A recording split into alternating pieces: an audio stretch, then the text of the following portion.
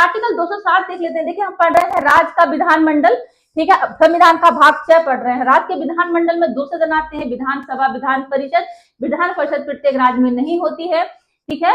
मैं ये बात कई बार बोलती हूँ ताकि याद रहे, ठीक है, इंपॉर्टेंट है चीज है। वित्त विधेयकों के बारे में विशेष उपबंध बताता है आर्टिकल 260, ठीक है। आर्टिकल 260 में आर्टिकल 199 का डिस्कस हुआ है। आर्टिकल 199 में क्या दिया है, धन विधेयक की परिभाषा दी है, ठीक है। आर्टिकल 199 पढ़ा था हमने, आपने ना वीडियो देखा तो वीडियो देखिएगा।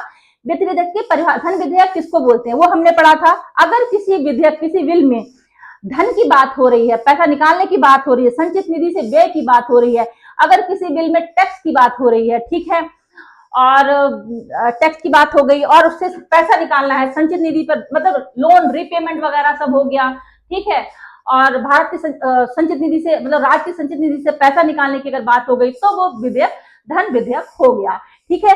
199 का क्लॉज 1 में का से लेके चा तक डिस्कस किया गया है कौन कौन से विधेयक में, मतलब किस आधार पर किसी बिल को वित्त विधेयक माना जाएगा, धन विधेयक माना जाएगा, ठीक है।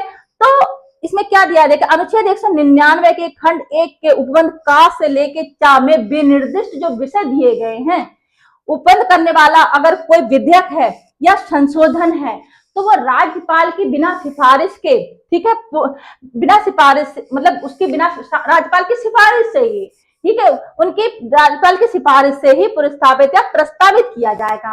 राज्यपाल की बिना सिफारिश के वो प्रस्तावित नहीं किया जाएगा, ठीक है, ठीक है। देखिए जब किसी राज्य की विधानसभा में ऐसा बिल पेश किया जाता है जिसमें सरकार का पैसा खर्च करने वाला हो, ठीक है, देखिए जब किसी राज्य की विधानसभा में ऐसा बिल पेश किया जाता है जिसमें सरकार का पैसा खर्च करने वाला हो, या जो बिल संविधान के अनुच्छेद 199 का 1 के क्लॉज क से 4 तक के विषयों से जुड़ा हो, जैसे कि टैक्स हो गया, सरकारी खर्च हो गया, उधारी हो गया, तो ऐसा बिल विधानसभा में तभी पेश किया जाता है जब राज्यपाल की पहले से स्वीकृति हो, ठीक है, राज्यपाल की पहले से सिफारिश की गई हो तभी पेश किया जाएगा, ठीक है। अगर राज्यपाल की सिफारिश नहीं की गई तो ये बिल पेश नहीं किया जाएगा, विधान परिषद में भी पेश नहीं किया जाएगा। देखिए धन विधेयक को सिर्फ विधानसभा में ही पेश करते हैं, ठीक है, आया समझ में। देखिए